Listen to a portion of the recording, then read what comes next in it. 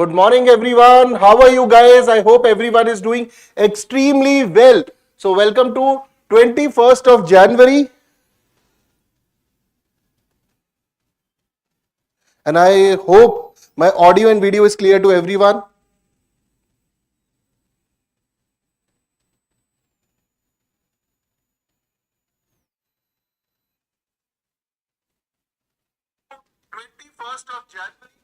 Okay, so audio and video is clear to everyone. Good morning, good morning. Good morning, everyone. Parakshit, Naminda, Bhuvan, good morning, everyone. And, wonderful day.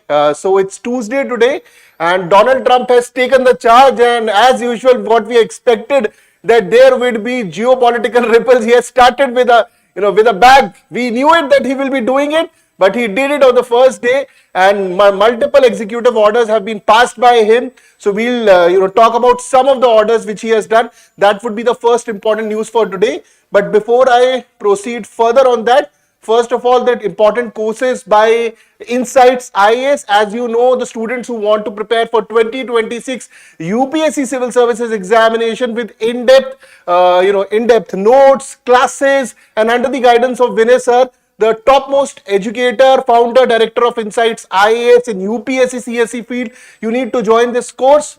And this is a full-fledged integrated classroom program for fresher GS, CSAT, essay, offline and online guidance program. Batch 2 is starting on 6th February 2025. For all the details, you can scan the QR code also, or you can call on the Insights IAS number. The number you can get from the website also, and all details regarding the course also you can get from the website. Now, thought for the day is climb the ladder of success by stepping on the rungs of hard work and vision. Yes, hard work, hard work, hard work, and hard work. People say that smart work is the key. Just to tell all these ladies and gentlemen, when you use the word smart work can only be done by that person who does the hard work. If you have gone through the Lakshmikant book, if you have done the revision, then only you can put the smart work to choose and study from it.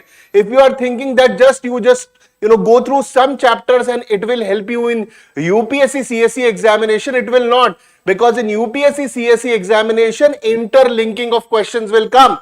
So a person who has gone through the book, who has done the hard work, and later he is just doing the smart work, because 30 to 40% or 50% knowledge is already in his brains. Now he is just revising, he is just focusing on those areas which might be weak or which might be very important. So this is a problem which happens just before the prelim examination.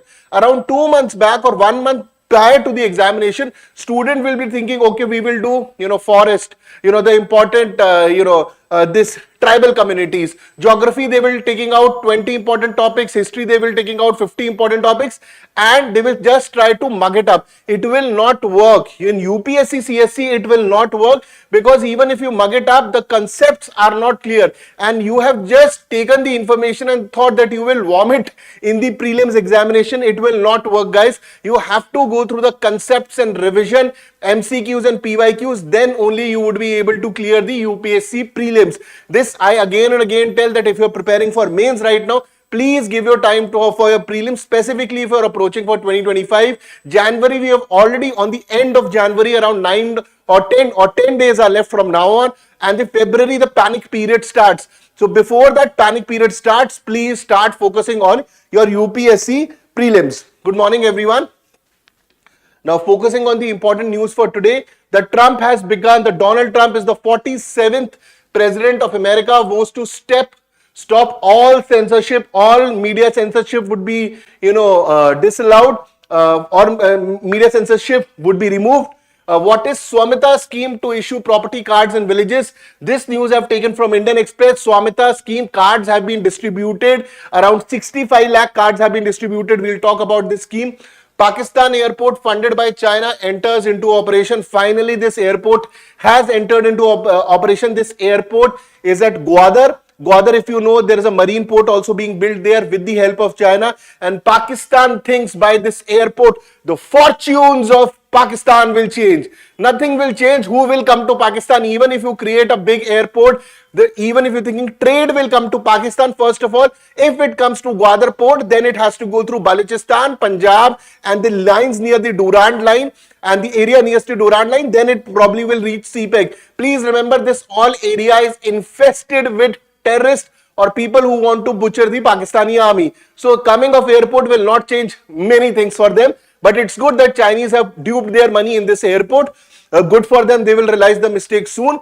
Study moots inclusion of 179 communities in SC, ST and OBC list. So there might be changes in the reservation. So it's a very important news because this study says that around 179 communities need to be added to SC, ST and OBC list. What would be the effect of this on reservation? We'll decode in today's analysis. In editorial, we'll talk about Bangladesh. So track 1 diplomacy. What is track 1 diplomacy? That is government officials engaging with each other, or the top bureaucrats, or the government to government interaction is happening. That's not working in Bangladesh. We have realized. So in track 2 diplomacy, veterans will come, former diplomats will come, other people outside the government will talk to each other. So in this editorial, we'll talk that in Bangladesh situation, track 2 diplomacy might help us. Okay. So track 2 can make way where the track 1 can't. In UPSC prelims, we are talking about SVAMITVA scheme. So these are the important news for today. Obviously, you will get the PDF of this. Once the session is over, after around 1 or 2 hours, the PDF link is uploaded and then you can download the PDF. Okay. So first is Trump 47th US President vows to stop all censorship. Okay. So Donald Trump would be the 47th US President vows to stop all US censorship. So he has been sworn as the 47th President of the United States in the ceremony at US Capitol. It was mostly an indoor ceremony because of the effect of the Arctic weather. And the second important thing is that External Affairs Minister was there. And just to tell you, in diplomacy, everything is important. Where are you sitting? Which row are you sitting? So External Affairs Minister, when Trump was giving his speech, the swearing in was going on, he was sitting in the front seat. And even if you talk about Japanese foreign minister, he was in the second or a third row. So Indian foreign minister was sitting in the first row. This also tells the importance being given to the India in these terms. So obviously there can be multiple readings about it, but in geopolitics and diplomacy we read everything. Where are you sitting? With which close person you are sitting? And the External Affairs Minister did meet Elon Musk. He did meet, there were photos circulating of him meeting Vivek Ramaswamy. Now Vivek Ramaswamy and Elon Musk are very important. Elon Musk is like left and the right hand. He was there in the swearing in ceremony. Donald Trump also asked him to come on the stage and speak and give his speech. And now Elon Musk and Vivek Ramaswamy would be handling the DOGE. DOGE is Department of Government Efficiency, which would be cutting the extra fab, or which would be cutting those extra expenditures which are being done by the US government. So these are some of the words being used by Donald Trump. Golden age of America will come back. Sweeping change across various domains. And on the day one only, a lot of announcements have been made, a lot of executive orders have been passed. He is very clear in his vision. He wants to make America very important again. He wants to make America the most dominant country in the world. Again, that's his focus. And obviously, he wants to end wars. He wants to focus on business. That is his main goal. And for this, he would be doing everything. So, declared 20th January, that is yesterday, as a Liberation Day, marking the end of America's decline. Promised to reset US policies aggressively in areas of immigration. That has already started. In the terms of Mexico, illegal immigrants would be thrown out. Probably these are the strong and harsh words being used by him. That might be challenging in the court, but he will continue. Tariff would be one of the most important things Donald Trump would be using. Probably will starting from Mexico, Canada or China or those countries where he want to target. Energy, he's talking about drill, baby, drill. These are the words he has used, that rather than importing oil from outside, America itself has lot of oil and gas. So he would be doing a lot of drilling in his country and the oil would be taken out. So that is his focus, so that America is not dependent on other countries buying oil from outside and giving them a lot of dollars. Rather, they would be, taking out their oil and once the oil in the America is taken out, India might be pressurized, or India may be asked that you are buying oil from the West, West Asia or Middle East countries or Russia, you can also buy the American oil.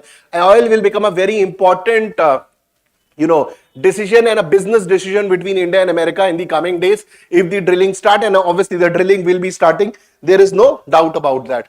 Announced revolution of common sense and social engineering in race and gender policies. So he is totally against DEI. So DEI would be going in the garbage bags. This is the kind of language he is also using. DEI would be removed. And when he talks about, he specifically said that in American policies now there would be only two gender, male and female. So this also tells his very clear policies about LGBTQ, or very clearly saying that only two sexes would be there, be it the US policies or the defense forces. And defense forces, only two genders, male, female, and no other gender. Declared national emergency at the Mexico border and renamed Gulf of Mexico and Gulf of America. So this he was doing before the taking over the presidency. Now he is formally announcing.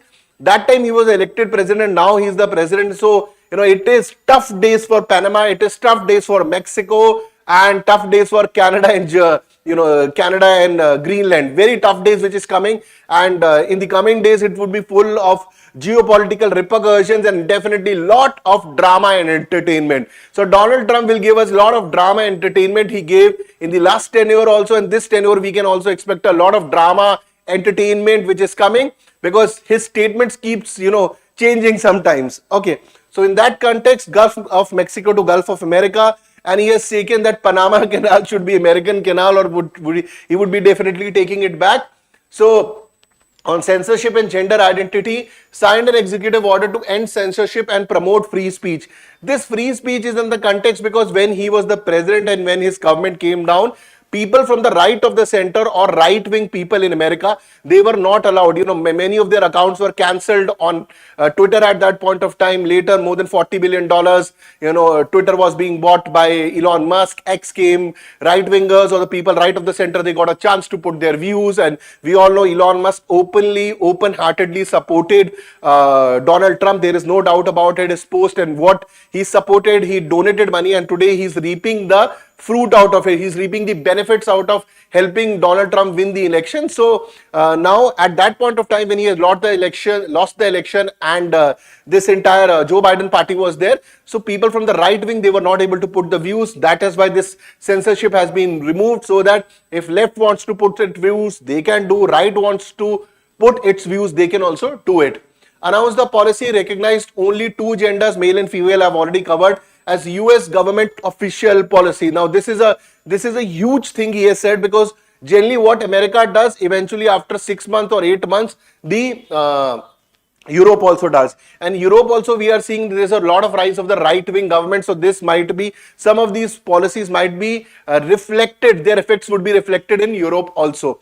Target diversity program, this is the program I'm talking about, DEI, diversity, equity and inclusion. So in this there was, people from different communities were taken, be it a transgender, male, females empowerment was promoted. But the problem in DEI was there were certain sectors which are male dominated or required male working in very harsh environment, but even then females were promoted, and the amount of the reciprocal result which was expected, or the result which was expected, was not coming. Second was in DEI, the second major problem which started was, most of this DEI started after Donald Trump losing the last election, and when the Biden government came, all the tech bros, all these tech bros, Google, Meta, and all these top companies, Amazon, they were just behind.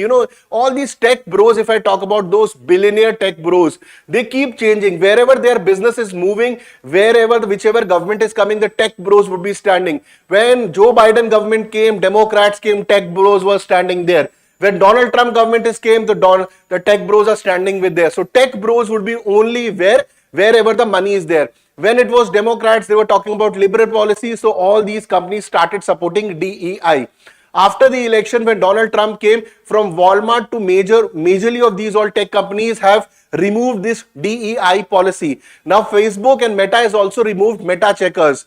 And for that matter, Facebook and Meta, this was one of the major, Zuckerberg was one of the most important person who had blocked Donald Trump from all the accounts. Now he was doing dinner with, once Donald Trump had won the election, Mark Zuckerberg took the flight, reached him, and having dinner with him at Mar-a-Lago Islands, and trying to impress him. So what I'm trying to say is all these billionaires, tech bros, their only concern is their business. The concern is not about DEI scheme, women empowerment, or any empowerment. Wherever the business, tomorrow if the Democrats are back, the DEI scheme would be back, and all these tech companies will start following. So focus is money, not DEI. So this also tells when these people, top tech company CEOs, say that we are focusing on women empowerment, they only are focusing till the time that government is focusing. Now the government has shifted. This government would not be focusing on DEI. This government thinks that the gender is male and female. They might not be focusing on LGBTQ rights. The tech bros would also be shifting, and this is a major change which is happening in America. If it is happening in America, it will eventually happen in Europe also, because Europe has a herd mentality. Whatever America does, Europe more or less will follow. And this time Donald Trump is much more powerful compared to the last time. He's got the Senate, he's got the House of Representatives, he can pass any bill. So he's a very strong Donald Trump compared to 2016. And if you see in 2024 or rather 2025, people know his mindset. So tough days ahead for a lot of people. Okay. So moving ahead, global positioning, America first, he has made that clear. If you see, his campaign was called MAGA, that is Make America Great Again. And he's talking about respect and admiration globally of what America used to be in 90s, 2000, 2010. He says that, he's talking about global hegemony, or the hegemony which was dominated by the Americans in USA. He's talking about that era. Now it is good to talk about it, but the world has changed from 1990s, 2000, 2010 and 20. There is a huge rise of Russia, China and global south and India. It will not be easy. This can be a good rhetoric, but to implement this on the ground is very tough. Even if you talk about tax, the tax can be put back to the Americans. So not only that country against whose America is putting the tax, even America will start suffering, and its tech bros will also start suffering. So Mark Zuckerberg was there from Meta, Jeff Bezos, the founder of Amazon, Tim Cook of Apple was there, Sundar Pichai, Google, and Elon Musk. These were all those same people except the Elon Musk who used to be the tech bros and used to have dinner with, with the Democrats. But now they have shifted because they know business is important, profit is important. So there is nothing wrong in it. You are running a company, that's your focus. But they used to come in media and talk about these rights. I'm just trying to expose their number one and 100% hypocrisy. So Elon Musk is anticipated led federal spending cuts and reduce federal employee under Dodge, removing that extra fab or this extra money which is being spent by government. Even if you go in the past of Elon Musk also used to be a number one supporter of Democrats. Okay. Now later he was shifted to Donald Trump when he must have done his calculation and where the world is moving. And today he's one of the persons on the right wing. Okay. So Vice President J.D. Vance was there, and he took that swearing in ceremony. President Trump took the oath on family Bible and Abraham Lincoln's 1861 inauguration Bible, remarks on American dream, revival of the American dream and its global appeal, envy to all national and no longer being taken advantage of US. The advantage can no longer be taken. So this basically says that Donald Trump has come. He has given very strong statements. Some of them might be rhetoric. He was saying, at the same time, the top ministers from China and many other countries were also there. So establishing US dominance globally and resetting domestic policies, ending censorship, revising diversity policies. Basically, diversity policies are now in garbage. He has made it clear there are only two sex, that is male and female. So I don't think so he would be focusing on LGBTQ or DEI. Those are gone. That is exactly what he used to say before the election, in the election campaign. Now he's implementing it. What he just said 2 days back about Panama Canal and Mexico, not 2 days, around 1 or 2 weeks, that also he has implemented. Promoting free speech, that he would be doing. Traditional ceremonies with modern elite presence was there. So this was a very important news, and we would be covering later on what all decisions Donald Trump takes, and definitely would be bringing those news to you. Let's talk about SVAMITVA scheme. Now SVAMITVA scheme came. So it was a very small news in Hindu, but in Indian Express it was a big news. I wanted to cover this scheme with you from a prelims perspective. A question can come. So PM distributed around 65 lakh property cards. So what is basically SVAMITVA scheme is that in the rural areas it has done survey, and all those people in rural areas which have property but they don't have proper property papers or don't have proper property cards, these property cards would be given to them by using GIS, these property cards, and once they get these property cards, they can use these property cards, they can take loan and use, they can sell their property, and the panchayats can take property tax from them. So in this way, this is finally being done. This scheme started in April 2020. So PM distributed about over, this is the latest news, distributing of 65 lakh property cards under the SVAMITVA scheme to property owners in more than 50,000 villages across 10 states and 2 UTs. So they didn't have property cards earlier. Now because of these property cards, they will get a lot of benefits. We'll talk about those benefits also, very important from prelims perspective and overall governance perspective in rural areas. So 65 lakh property cards, SVAMITVA scheme, property owners, 50,000 village across 10 states and 2 UTs, and in many other places saturation has been done. That means 100% effectiveness of the scheme has been implemented. What is the full form of SVAMITVA scheme? Survey of villages and mapping with improvised technology in village areas. If I say most importantly, if they won't play with the prelims question and if they say SVAMITVA schemes means this, survey of villages and mapping with improvised, they will change this word improvised and probably write here integrated.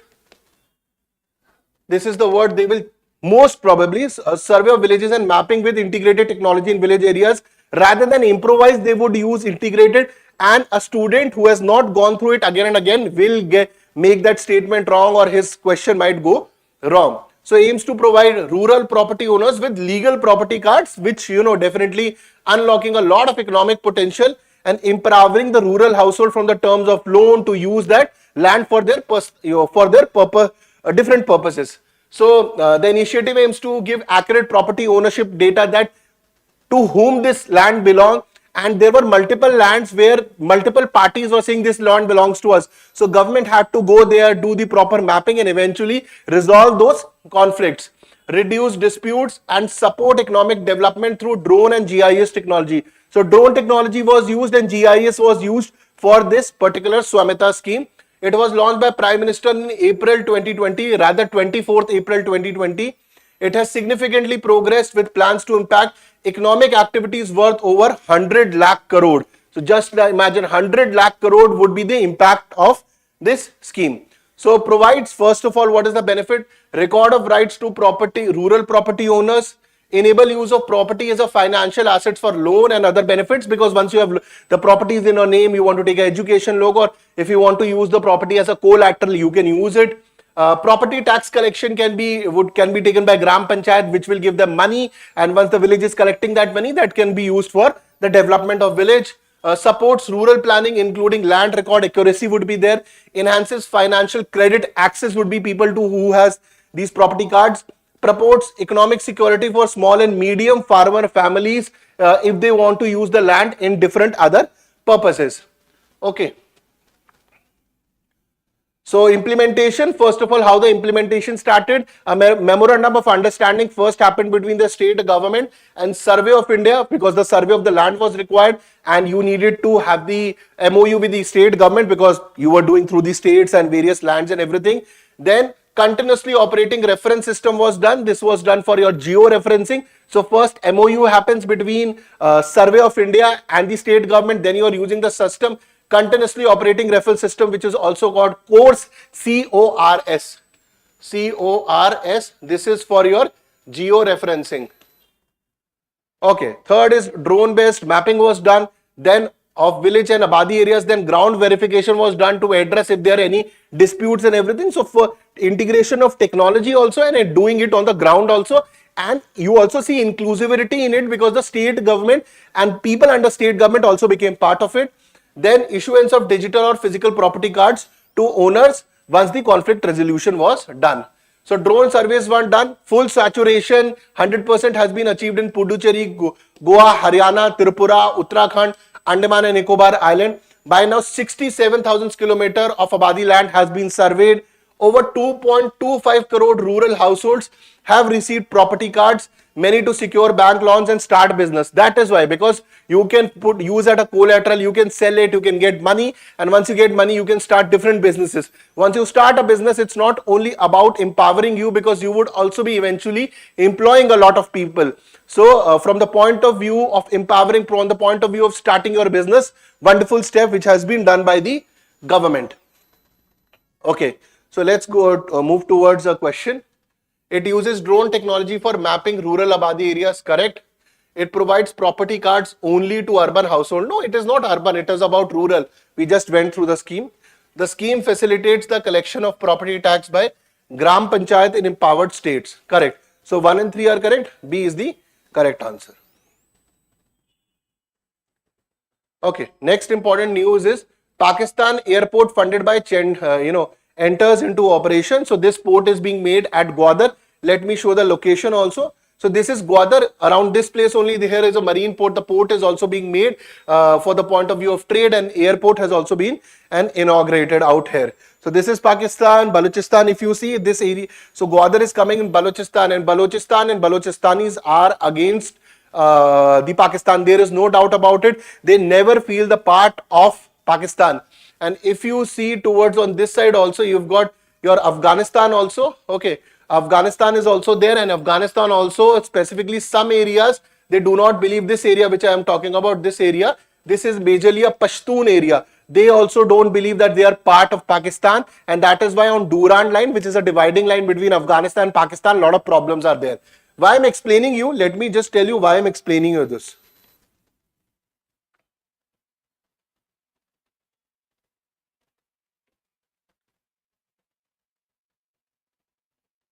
So this is your Durand line. So here are Pashtun, and this is your Afghan Taliban. And some areas out here which are ruled by Tehreek-e-Taliban. Okay. Tehreek-e-Taliban. Okay, and this is Gilgit-Baltistan, Pakistan. So if they're creating a port, the problem is there, even if they create a port and everything, and this was basically created because around 80 to 85% of the trade of China passes through Strait of Malacca. Now, Strait of Malacca is very close to Andaman Nicobar Islands, and as you see, Trump has come, Indian Navy is becoming very strong. We covered that INS Nilgiri, Surat, and Vakshir. India is spending a huge amount of money, a lot of indigenization is happening, and we are also talking about creating 3 theatre commands. That is, one is Northern Theatre Command, Western Theatre Command, and Marine Theatre Command. Now, Marine Theatre Command would be looking over this area, Arabian Sea and Bay of Bengal. And in Andaman Nicobar Islands, we already have a Tri-Services Command or Strategic Command. Now, because of all this, that the presence of Indian Navy out there, we can anytime block the Strait of Malacca. If we block the Strait of Malacca, then the trade or we can also block Sunda Strait or Lombok Strait. Very important location. We had covered this in Daily Decodes yesterday. So if you block this, the trade which is moving towards China, it can be blocked. And that is around 80 to 85% of trade passes through this. That is why China had spent money on Gwadar port, that, from Gwadar port, a lot of this trade can use this route and go. But the problem is that, first of all, even if trade and logistics come, they will have to pass through Balochistan. And Balochistan army is regularly targeting Chinese and Pakistani army, killing them anything. Anyways, if somehow they pass Balochistan, then this area passes through the very close borders to Afghanistan, and then Tehreek-e-Taliban, they also attack this. So even if they're able to make this port or airport, it will not suffice to China. They need to understand, until Pakistan resolves the problem with Afghan Taliban or resolve the differences with Balochistan, it will not work. And most of the Balochistan, they do not like Chinese because they feel the resources of Balochistan are being used, and the effects, the developmental effect of this is not coming to Balochistan. And anyways, Balochistanis are second-grade citizens in Pakistan. Everybody knows about it, and they are being butchered. So in this, they have created the infrastructure, but after creation of infrastructure, development is dependent on contribution of the people. That would be very tough to do in this particular area, which we need to understand. So I hope from map you've understood what I am talking about. So first of all, Balochis will not allow, then Tehreek-e-Taliban will not allow. So they have to cross first hurdle, second hurdle, then they will reach Gilgit-Baltistan for trade. Compared to this, at Malacca Strait, if China is doing just trade, India is not blocking it, as of now not blocking it. It can easily do trade because India and Quad believes in free sea lanes of communication. So this is good, they have made it, but it would be very tough for the Chinese to implement it. Okay. So anyways, the airport has come and the seaport is being developed. So Pakistan largest airport built and funded by China has become operational in Gwadar. This is under the BRI, so they have got a scheme called CPEC, that is China-Pakistan Economic Corridor. Under this, CPEC is under BRI, and under this airport and port is being built. Airport has been inaugurated now. Earlier it was inaugurated virtually. Now the official inauguration has also happened. But again, how many people and ships would want to bring their containers on Gwadar port or put their airplanes in Pakistan where so much threat to the life? That's the problem. How many people want to do their business in Pakistan? Until and unless terrorism finishes and economic condition resumes, these ports and airports are actually of no use, except for China, which might be using it. But Chinese logistics, even if they land on the port or the airport, they will eventually have to go through Balochistan, Pashtun areas, and these two would be very difficult area for Pakistani army. Okay, so inaugural flight of Pakistan International Airport from Karachi marked the event. Okay, so strategic location, I've already told you, proximity to major shipping. So Gwadar is also part of that string of pearls strategy, but then India's diamond necklace strategy is the counter to their strategy. So Gwadar, funded by China at estimated cost of $230 million. So China is funded. Now China would be thinking that, this amount of money will come, trade will come, only time will tell. They've already spent around $30 to $35 billion on CPEC, that entire road infrastructure, zero money has come till now. So that's a failure. Let's see if this works out. It is designed to handle 4 lakh passengers annually, supporting regional connectivity and economic activity. Good, regional connectivity, 4 lakh is a huge number. Economic connectivity or economic activity will happen in a very stable areas. If number of bomb attacks increases in India, nobody, for example, if there are 10 bomb attacks, 20 bomb attacks in any major city of India, any investor will not be putting their money because it would be unstabilized condition or destabilized condition. In this context, who would be putting money? You have created the infrastructure, but if tomorrow there is a bomb attack on this airport or this Gwadar port, then who will invest? So the threat to the life is one of the major problems. And this attack would be eventually done by the terrorists which were skilled and given employment by Pakistan earlier only.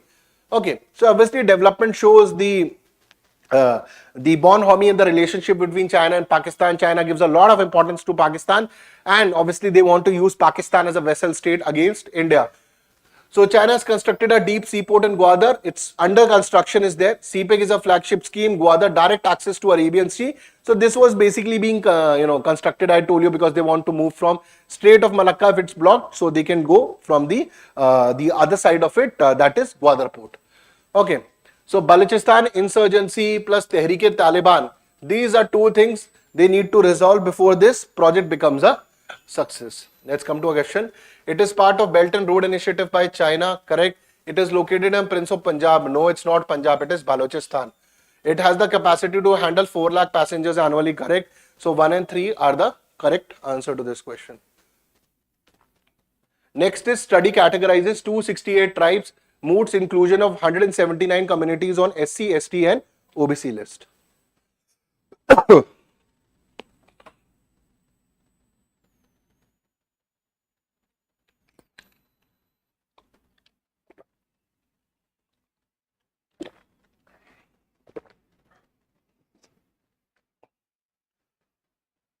Without doubt, this airport is China's strategic interest of placing military asset in the future, if possible, typical of their past behavior. Yes, exactly, that's the point. In this airport, eventually you will see lot of J-35, J-36 standing, because who is coming to Pakistan? Okay, the trade happens with Saudi Arabia, UAE, where there's a lot of money. Pakistan is a begging bowl country. They are not exporting or importing anything. They might be importing loans, but they are not exporting anything. They're only exporting terrorism. They don't have any skill set for that matter, right? So import of terrorism is what they do. For even, I was reading a book about them and how they made their nuclear bomb. The money which they needed for their nuclear bomb, that was also stolen from, Abu Dhabi. There's a bank called BCCI. This bank was also made on a fraud. This is not BCCI, the Indian cricket. This bank was created, it's a fraud bank which was created, which funded the nuclear program of Pakistan. So their economy in 70s also, 1970s was also same. So it's still continuing. Anyways, coming to the next news, that is comprehensive study categorizes 268 tribes. Okay.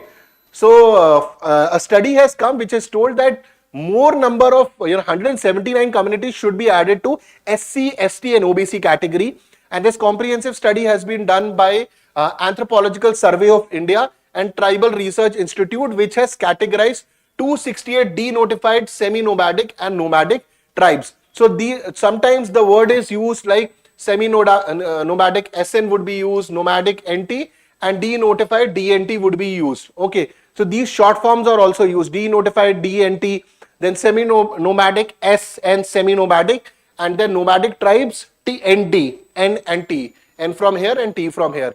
So this study, ethnographic study, has been done by Archaeological Survey, Anthropological Survey of India and Tribal Research Institute. So see, I also said archaeological, my mistake. So this is how they might play with the prelim statement question. Okay, so it was commissioned by Niti Aayog in 2020. Around 2023 the report came. The study proposes the inclusion of 179 communities in SC, ST or OBC across 26 states and union territories, and it also highlights what would be the significant implication on the Indian reservation system if implemented. So it was conducted over 3 years. Starting in February 2020, the report was finally submitted in 2023. Currently, the report is with Niti Aayog and eventually they will be taking a decision. The panel was constituted by the Prime Minister Office in 2019, and this was the first comprehensive classification study being done, that all those communities which could not get included in the SC, ST, OBC in the previous studies or previous decisions, they can be included now. So, 5 of denotified semi-nomadic and nomadic, addressing the gaps left by the earlier commission. So if you go through the 179 communities need to be added in SC, ST and OBC, 46 for OBC, 29 for SC, 10 for ST status. 85 communities proposed as fresh additions which needs to be done. And in this list, the state which tops with these additions is Uttar Pradesh. After that, you get Andhra Pradesh, Tamil Nadu, Madhya Pradesh, Rajasthan with 8 each. 9 communities require correction to their categorization. Correction to their categorization means maybe they are in OBC, they need to be shifted to SC, or maybe they are in SC category, maybe they need to be shifted in ST. So whichever, maybe I am using whichever category it may be, but this is the categorization shift, that they need to be shifted to different categories as per the current trends and data. So 63 communities classified as non-traceable because the name changes have been happening, migration has happened. They might still be in this list, but nobody knows where is that community, their data is not available. So eventually the study report submitted in August 2023 under scrutiny by Niti Aayog panel, and eventually what decisions needs to be taken will come out. And inclusion or exclusion of these communities will happen eventually with the originate from the state and union territory governments. So first it will inclusion or exclusion of these. For example, the study reports comes out and it recommends that this community needs to come in SC, ST or OBC. For example, there is a community called X. Now this X belongs to say Madhya Pradesh. Now it will be dependent on Madhya Pradesh, or for example, there is a community called Y. It is say in the union territory, XYZ union territory. Say it's a Y, it is in Ladakh. Okay. So Y community is in Ladakh and X community is in MP. Now MP and Ladakh will decide, that the proposals originate from these governments, and once they receive approvals, once this origination of approval will happen, then it will go to National Commission. Once the National Commission approves them, then the Registrar General of India will approve them. Then the legislative action will start. So state is there, for example, MP state, X community is there, proposal will go, then they need the, they need the approval of National Commission, then the Registrar General of India, and then the legislative action will happen, that act or the law would be amended to add that community. So this is what I am talking about. Okay. Calls for separate quota. Now voices within the DWB DNC, that is Development Welfare Board, for DNT, that is denotified tribes, notified tribes and semi-nomadic tribes, denotified tribes, nomadic tribes and semi-nomadic tribes. They advocate that a distinct quota or a quota within a system should be created because they have unique layers of discrimination. Suggestion includes vertical quota or sub quota between SC, ST and OBC. So it would be doing systematic exclusion of marginalized tribes by proposing their inclusion in SC, ST and OBC lists. So it's a pivotal step in addressing that those communities which could not get included in SC, ST and OBC, they can be included. Obviously, where the study has come, Niti Aayog is sitting on it. Once the final report comes, the recommendation comes, then states and union territories can take their action. The challenges would be untraceable communities like those 63 communities. Pending procedural clearance will also take a lot of time. Demands for a separate quota within a SC/ST quota, that will not be easy because many other communities which already has got a quota, they might not accept that. Underscores the complexity of implications. So this is a tough thing to do, but eventually if the recommendations will come, this will become a very important, I feel, election hot potato also. I feel that election hot potato, that means one of the important agendas of election it might become. And specifically, we are still waiting for the census to happen. This might be a good step in that direction. So, UPSC mains question, critically analyze the recommendation of the Anthropological Survey of India and Tribal Research Institute study on tribal categorization and its implication for India's reservation system. So I've given you an introduction also, I've given you certain pointers also. Earlier I was only giving you a question, but these days I'm also giving you a set of answer which you can follow and make your answer, and some of the statements which will help you. Okay, so you can go through the answer also. Next is your conclusion and everything being given. So before I move forward, this is your APEC batch 2. It is starting on 20th January. That it started yesterday. And there are top faculties from Manjunath sir to Ashish sir, Aditya sir, Sapna ma'am, Dheeraj sir. A lot of faculties are there who are taking different subjects. And it includes your prelims for GS and CSAT. This APEC batch is for your UPSC prelims 2025, a very important batch. For all details, you can also call on the number 8069 40 5205, or you can scan the QR code for all the details. Okay, let's move towards the editorial. Bangladesh track 2 can make where track 1 can't. So it's a wonderful article. It's written by Lieutenant General Hasnain sir. Wonderful article, and it talks about that, you know, track 1 diplomacy is failing in Bangladesh. Track 1 diplomacy is when government to government talks are happening. The foreign secretary has already gone, Vikram Misri has already gone, and still there has not been a lot of bond harmony between India and Bangladesh. India is still sitting tight, not given any of the harsh statements, though the rhetoric from Bangladesh has been very strongly against India, but still India is sitting calmly. So track 1 diplomacy might not be working. So the author says if track 1 is not working, we can use track 2 diplomacy. What is track 2 diplomacy? In which you don't use government, but you use non-government official. It can be retired people, it can be retired diplomats or veterans, which both of the countries have, you know, good trust over. So this is what we can do. And when it comes to track 2 diplomacy, India and Bangladesh are a lot of people which are respected on both sides. So we can use that. And in terms of track 2 diplomacy between Bangladesh and Pakistan, there is nothing like it, because both these countries were not talking to each other. There was hardly any relationship for the last so many years, from 1971 to 2025, if you can say. So Pakistan cannot do track 2 diplomacy, they can only do track 1 diplomacy. But India can certainly do track 2 diplomacy with Bangladesh, and it would be very beneficial for India. So this is one step suggested by the author. So as Bangladesh continues to confound with the anti-India rhetoric, so and obviously there's a huge amount of anti-India rhetoric, anti-India statements from the Muhammad Yunus, the chief advisor, to his students who have become the selected ministers, putting those maps of taking the land of Northeast and saying that we have courage, we can also take our land. So we can see this rhetoric, and rather than focusing on Bangladesh, every day they're focusing on anti-India statements or Sheikh Hasina statements, so that the revolt continues and people keep supporting them rather than the actual progress of Bangladesh. We also need to realize that Bangladesh is very important, sensitively, geographically very important. It's very close to the Siliguri corridor. If you see from Doklam to Siliguri corridor, Siliguri corridor in Bangladesh, it's only 22 kilometers. So if Bangladesh and China simultaneously attack, they can cut 22 kilometers, and it would be very difficult for the forces. Obviously, it's not very easy to do, obviously, but I'm just telling you that is also one of the situations, strategic situation. And Bangladesh It's very close to all the borders. We already saw what happened before 1971, even after 1971, when illegal migration happened. Second is that with the current government, which is supporting the extremist Jamaat-e-Islami, again the same terror groups or the insurgents in Northeast can get weapons. The situation in Northeast can destabilize. Already the situation in Myanmar is not good, so we need to take Bangladesh very seriously, and I'm sure the government must be taking that seriously also. So fueled by external influences, primarily uh, uh, Pakistan seeking exploit the situation. India's quiet diplomacy reflects a wait and watch strategy, ensuring no reactionary moves while safeguarding its long-term strategic and economic interests. So we have not given any strong statements. We are waiting. I've already maintained earlier also, Donald Trump has come. Statements on Bangladesh and Pakistan will come in the coming 10 days. Let's see what happens.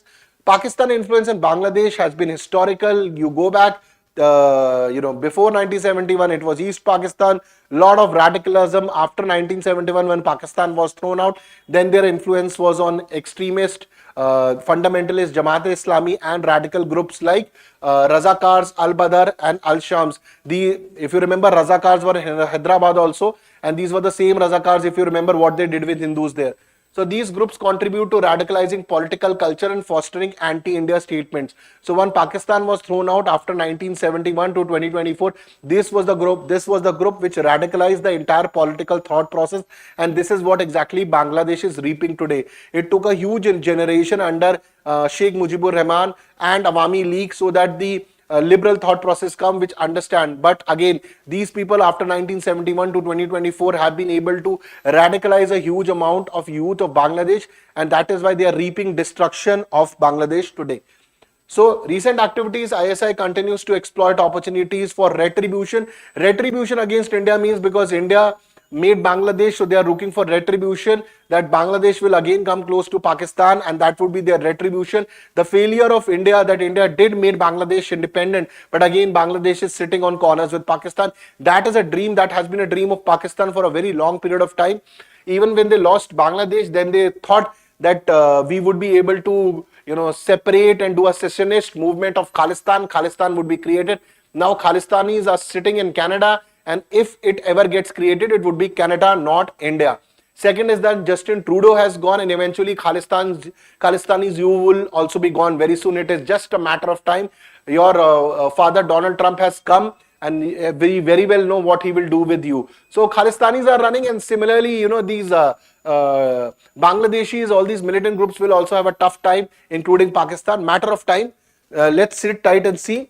So supporting instability in Bangladesh to create hybrid threats. So what is hybrid threats? Hybrid threats can be, one is obviously the conventional warfare, and second is non-conventional. Non-conventional can be supporting the insurgent groups and the illegal migration happen, drug trafficking, because Bangladesh and Myanmar are very close to the Golden Triangle, which is a epicenter, one of the epicenter of drugs. Okay. So drugs and opium. So Bangladesh can supply drugs, Bangladesh can, and this drug money can be used for insurgency. Bangladesh can help weapons for the reviving the Naxalism and do some terror attacks. So not Bangladesh, Bangladesh based militants.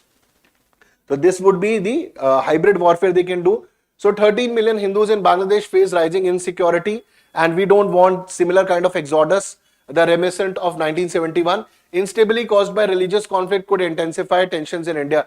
I don't think so. What happened in 1971 will happen, because 1971 India is very different from today's 2025 India. That time also we had a very strong leader, Indira Gandhi. Today also we have a very super strong leader, Narendra Modi, and India's gestures and India's stature in the world has changed. Currently the world over, the governments, the Europe governments, and the coming of Trump also pushes the direction in the favor of India. So I don't think so that will happen, but but we cannot be definitely complacent.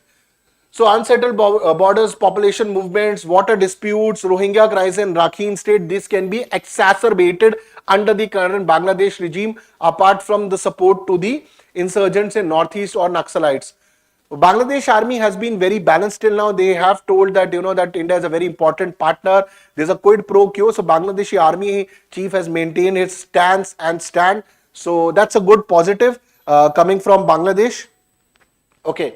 So strategic orientation aligned with national interest and maintains professional ties with India. So that's a good thing. Now in the current Track 1 diplomacy is failing, so we can use the track 2 diplomacy. I've already told you what is track 1 diplomacy. Direct diplomatic talks that have not given a good result. Vikram Misri has gone. Earlier also we had spoken to them, but again very strong anti-India statements or rhetoric has come. So in track 2 you can use veteran diplomats, military leaders, experts, both nations to foster and dialogue, address mutual concern and dispelling the suspicion that India might attack them or India is against them. So whatever government is coming, you focus on your development and we will support you if needed. So dispelling suspicion and maintaining people to people and institutional ties despite political challenges. I think people to people ties would be very good, though, because currently the people in Bangladesh, they have been radicalized and made anti-India. So if people to people ties improve, I think the situation can improve. So track 2 diplomacy can be used specifically when Pakistan doesn't have any track 2. So Bangladesh stability is vital for India's security, I've already maintained, and from border regional dynamics also, including Chinese influences also in that region. India must continue its quiet diplomacy and it has to be added with track 2 diplomacy for further development, for the development of diplomatic relations between India and Bangladesh. Examine the challenges to India-Bangladesh relation in the current geopolitical context and evaluate the role of track 2 diplomacy in mitigating these challenges. It's a wonderful, typical UPSC mains question. You can go through it. I've given you a certain set of answer lines for this, also expected line of answer which you can use. Role of track 2 diplomacy and which will help you in making your answer. In the extra mile, go through this prioritizing IMEC is America's bet interest and IMEC is India, Middle East, Europe economic corridor, very important, and I think Donald Trump will, wherever the word Europe and India will come, he might favor and focus on that. Okay, ICANN 2.0, which is done by Sapna ma'am on the channel, you can follow. Thank you very much. I hope you did learn. I'll just see any important comments. Bhuvan was the one which I've already answered. Yes, you will get the PDF after the class is over around 1 or 2 hours. Please ask your friends to join. Again, we are back on the track. Wonderful analysis and the news is happening. I hope you did enjoy today's session. We'll be back tomorrow at the same time. Thank you very much and Jai Hind.